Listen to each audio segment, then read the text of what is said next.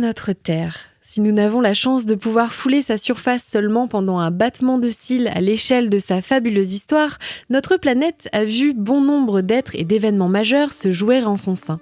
Je suis Marie Trébert et je vous raconte l'histoire des premières extinctions. Bienvenue dans la 6e extinction, le podcast Numérama pour mieux comprendre les menaces qui pèsent sur le vivant.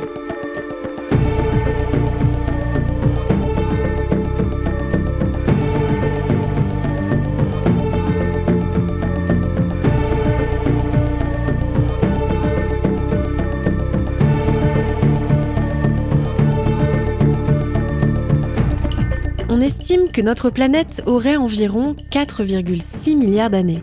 Bon, à peine quelques millions d'années près, quelques incertitudes planent encore. Et un bon milliard d'années plus tard, elle est le théâtre d'un drôle de phénomène, la vie.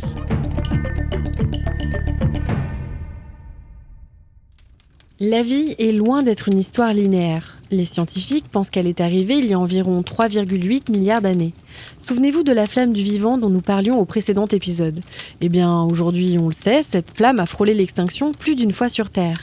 Mais la braise s'est jusqu'à aujourd'hui, heureusement, toujours ravivée. Aujourd'hui, pour incarner l'histoire des extinctions, on parle souvent de la grande météorite de Chicxulub qui extermina tous les dinosaures de la planète. Un récit effroyable, cataclysmique, inspirant de nombreuses œuvres de fiction et enflammant l'envie de ressusciter certaines créatures disparues. Les extinctions fascinent et catalysent l'imaginaire.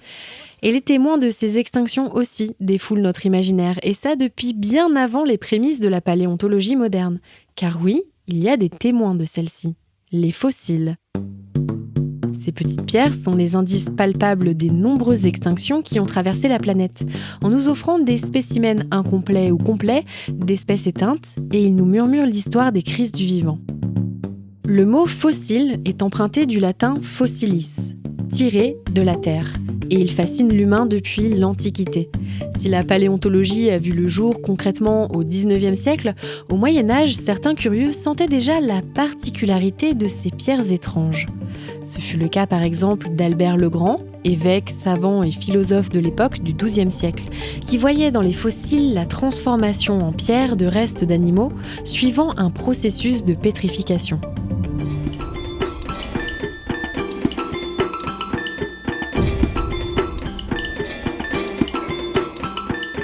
Les mots cachent parfois des histoires. Ammonite. Ammonite, du dieu égyptien Amon, représenté à tête de bélier. C'est d'ailleurs pour ça qu'on appelle les ammonites les cornes d'Amon. Les ammonites sont des mollusques céphalopodes, comme les calmars, les seiches, les poulpes ou les nautiles, dotés de coquilles très diversifiées, desquelles dépassaient des tentacules.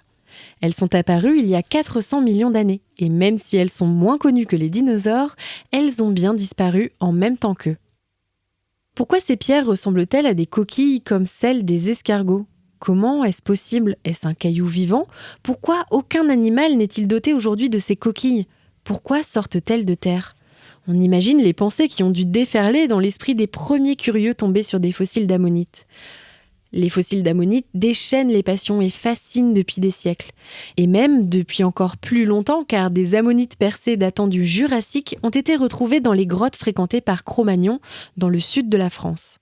Si aujourd'hui on dispose d'assez de recul et de connaissances scientifiques pour comprendre ce qu'elles étaient, les premiers humains à tomber sur des ammonites fossilisées ont souvent été tentés de mélanger croyances populaires à ces trouvailles d'un genre nouveau.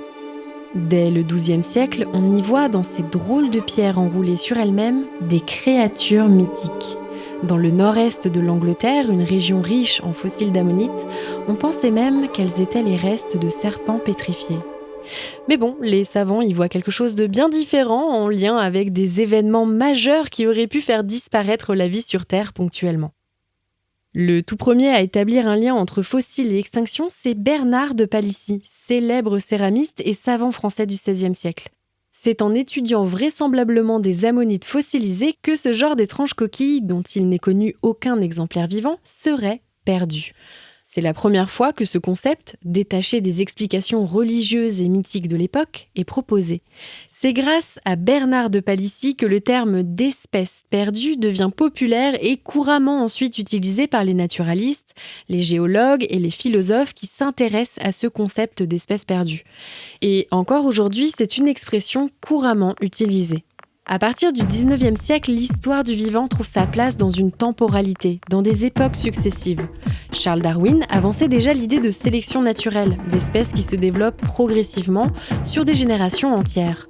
Georges Cuvier, éminent membre du Muséum d'histoire naturelle de Paris, est un fervent défenseur de cette théorie d'extinction des espèces.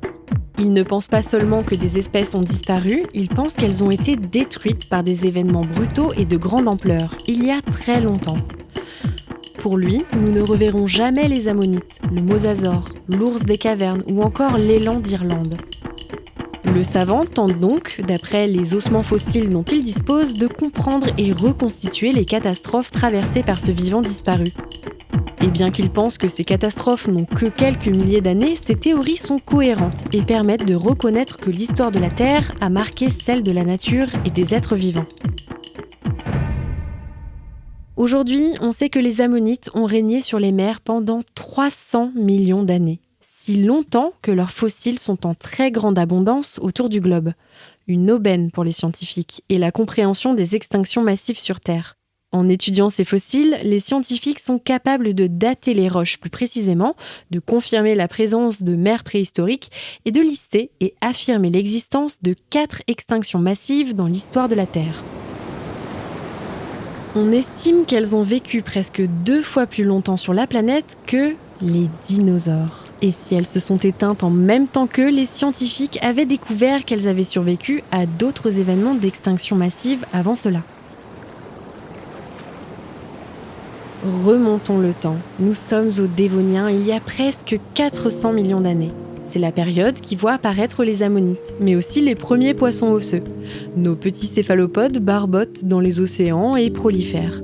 Mais il y a 372 millions d'années, les scientifiques ont établi qu'une crise massive avait eu lieu. Elle serait étalée sur un très grand laps de temps, entre 500 000 à 25 millions d'années. Quoi qu'il en soit, cette crise a fait suffoquer 75% des espèces. La cause ? Probablement un refroidissement global et une perte progressive de l'oxygène dans les océans. D'autres facteurs sont pointés, comme la propagation de la vie végétale sur Terre, qui pourrait avoir rendu la vie plus difficile pour des animaux comme les vertébrés. Une crise majeure qu'on qualifie de crise du Dévonien supérieur. Malgré tout, par leur abondance et leur diversité, les ammonites survivent. Les scientifiques ont retrouvé des fossiles d'ammonites datant du Permien-Trias, il y a 252 millions d'années. Et là, le moins qu'on puisse dire, c'est que les ammonites sont de vraies petites survivantes. Car cette crise est la plus brutale et meurtrière que la Terre ait jamais connue. Tellement qu'on la qualifie aussi de grande mort.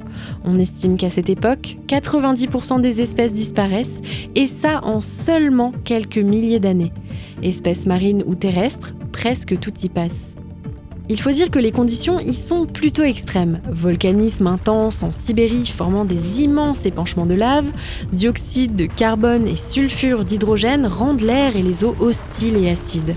Les perturbations climatiques sont sans précédent. Sale temps pour être vivant. Et pourtant, l'histoire des ammonites n'était pas finie, car leur registre fossile continue jusqu'à encore plus récemment, prouvant qu'elles survécurent à ce terrible événement. Et si vous doutez de la robustesse de ces coquilles, attendez la suite.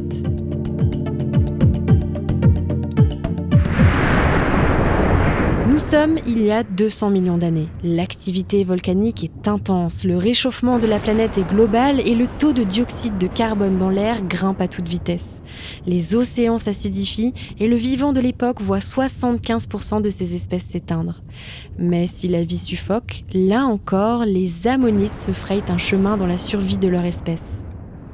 Les scientifiques estiment que tant d'espèces ont été anéanties par cette extinction massive qu'il a fallu plus de 10 millions d'années pour se remettre de l'énorme coup porté à la biodiversité mondiale. Les ammonites se remettent de cet événement petit à petit, mais cette fois-ci, le coup de grâce allait arriver.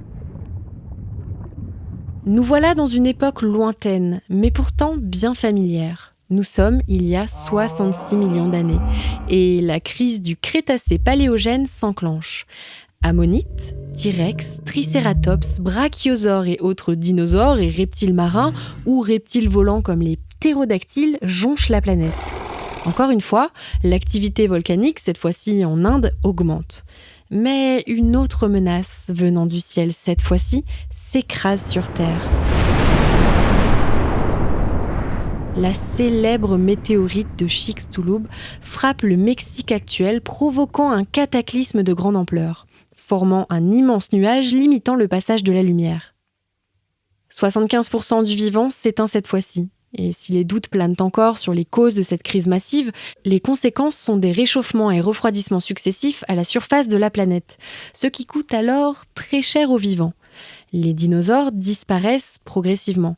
Et les ammonites, grandes survivantes des précédentes extinctions, ne tiennent cette fois-ci pas le coup et s'éteignent définitivement. Depuis cette période, les scientifiques n'ont pas trouvé de fossiles d'ammonites, pourtant si abondants jusque-là. Voilà pourquoi ces drôles de coquilles sont si importantes et adaptées à l'étude des extinctions de masse. C'est pourquoi, même si aujourd'hui on sait que non, elles ne sont pas des genres de serpents mythiques pétrifiés, elles dégagent tant de magie lorsqu'on les ramasse en bord de plage ou qu'on les contemple dans un musée. Ce sont de vrais petits bijoux du vivant et de l'histoire de la vie et des extinctions sur Terre. Aujourd'hui encore, les fossiles d'espèces que les scientifiques retrouvent depuis des décennies offrent une vraie fenêtre sur le passé du vivant. En les accumulant, les répertoriant, les comparant et en les datant, les paléontologues peaufinent le savoir que nous avons de l'histoire de ces extinctions massives. Et il reste encore aujourd'hui de nombreuses découvertes à faire à ce sujet. Car si je vous ai raconté l'histoire de 4 grandes crises traversées par les ammonites, une autre crise a été découverte par les scientifiques. La toute première extinction massive du vivant, datant d'il y a 444 millions d'années. Une crise si lointaine que même les ammonites ne l'ont pas connue, et qu'encore aujourd'hui, elle est difficile à comprendre. Mais d'autres fossiles d'espèces comme les trilobites et l'étude des roches permettent de compléter petit à petit la compréhension de celle-ci. Cette crise, c'est celle de l'ordovicien silurien. On estime que 85% des espèces disparaissent sur cette période. Des épisodes glaciaires et interglaciaires se succèdent et le niveau marin ne cesse de fluctuer, alors que la majorité du vivant se concentre à cette époque sur les rivages et les eaux peu profondes. Les victimes sont des invertébrés marins, notamment des brachiopodes, des trilobites, des bivalves et des coraux. On pensait jusqu'ici qu'un manque d'oxygène global dans les océans avait été à l'origine de cette énorme crise. Paradoxalement, l'étude des extinctions de masse est un sujet d'actualité. Encore en 2021, les scientifiques font de nouvelles découvertes à ce sujet. En étudiant les fossiles et roches calcaires de l'île d'Anticosti, une équipe de chercheurs a pu affirmer, d'après l'analyse des taux d'iode des échantillons permettant de jauger l'oxygène présent, que non, un manque d'oxygène n'était pas à l'origine de cette extinction de masse. Le responsable serait en réalité le refroidissement climatique de l'époque et les phénomènes de glaciation en pleine période glaciaire combinés à d'autres facteurs responsables de cette grande crise du vivant dans les océans. L'histoire des ammonites nous souffle comment la compréhension des mécanismes d'extinction est nécessaire pour appréhender de la meilleure façon ces grandes crises biologiques, pour peut-être anticiper les prochaines. Aujourd'hui, c'est certain, il y a eu des extinctions de masse. Des extinctions sur de longues échelles de temps. Mais il existe aussi des extinctions sur de bien plus courtes échelles, à échelle de vie humaine. Des extinctions non pas d'une masse d'espèces, mais de certaines, isolées par-ci et par-là. Si de grands phénomènes cataclysmiques comme des météorites ou des activités volcaniques ont fait chavirer le vivant, parfois ce sont des facteurs bien plus infimes qui peuvent bouleverser des écosystèmes entiers. C'est ce que nous verrons lors du prochain épisode dans lequel nous parlerons du dodo. C'était le 2e épisode de la 6e extinction, un podcast Numérama en 6 volets à retrouver sur toutes les plateformes d'écoute.